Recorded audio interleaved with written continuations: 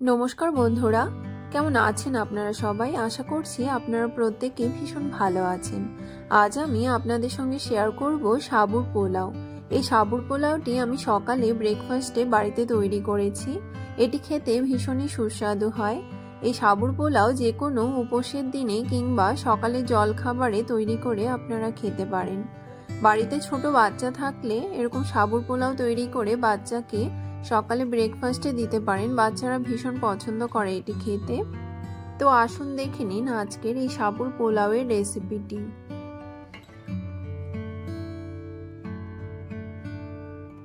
প্রথমে একটি মিক্সিং বোলে নিয়ে নিয়েছি 1 কাপ পরিমাণ সাবুদানা।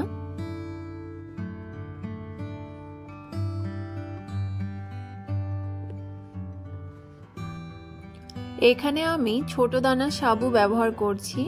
আপনারা চাইলে বড় দানার সাবুও ব্যবহার করতে পারেন।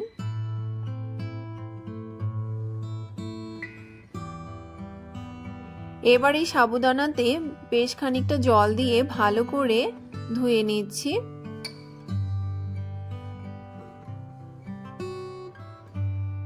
একই রকম ভাবে 2 থেকে 3 বার জল পাল্টে সাবুদানাগুলোকে ধুয়ে নিতে হবে। এবার এই সাবুদানাতে আরো কিছুটা জল দিয়ে 1 থেকে 1.5 ঘন্টার জন্য ভিজিয়ে রেখেছি।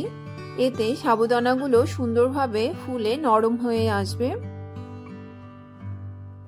এখানে 1 ঘন্টা পর ফিরে এসেছি। দেখতেই পাচ্ছেন সাবুদানাগুলো সম্পূর্ণ জল টেনে নিয়েছে আর সাবুদানাগুলো ফুলে কতটা বড় হয়ে গেছে। এখানে দেখিয়ে দিচ্ছি সাবুদানাগুলো কতটা সুন্দর নরম হয়ে গেছে।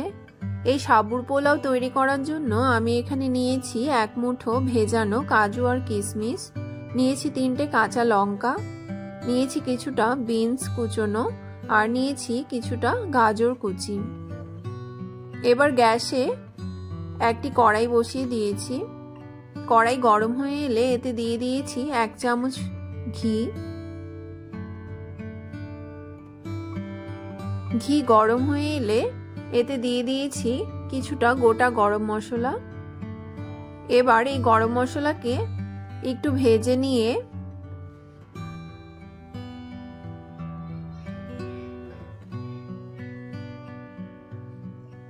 কড়াইতে দিয়ে দিয়েছি কুচনো গাজর, বিনস আর কাজু কিশমিশগুলোকে দিয়ে ভালো করে মিশিয়ে নেব।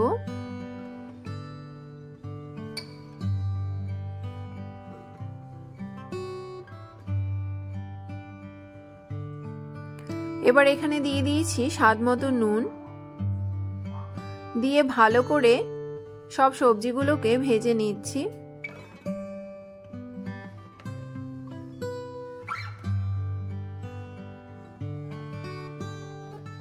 তিন থেকে 4 মিনিট সবকিছু ভেজে নিয়ে এবার এতে দিয়ে দিয়েছি ভিজিয়ে রাখা সাবুদানাগুলোকে।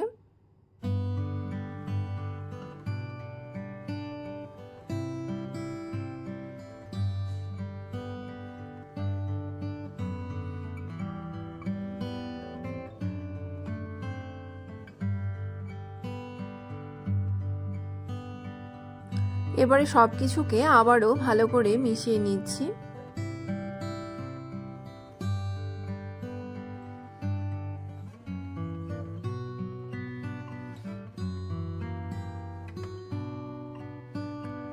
এবার এতে দিয়ে দিয়েছি স্বাদমতো নুন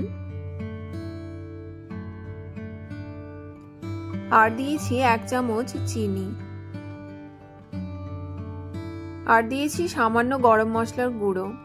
এই সাবুর পোলাও একটু মিষ্টি মিষ্টি খেতে ভীষণই ভালো লাগে।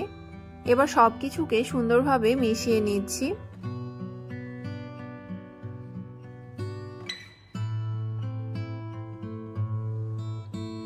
সবকিছু মিশিয়ে নেওয়া হয়ে গেলে এবার এতে দিয়ে দিয়েছি 3টে কাঁচা লঙ্কাকে হাতে টুকরো করে।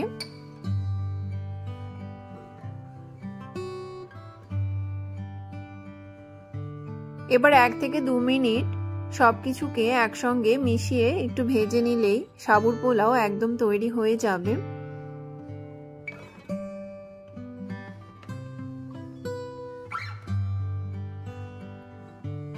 এখানে সাবুর পোলাও একদম তৈরি হয়ে গেছে সার্ভ করার জন্য। আমি একটি প্লেটে এই পোলাওকে সার্ভ করে নিচ্ছি।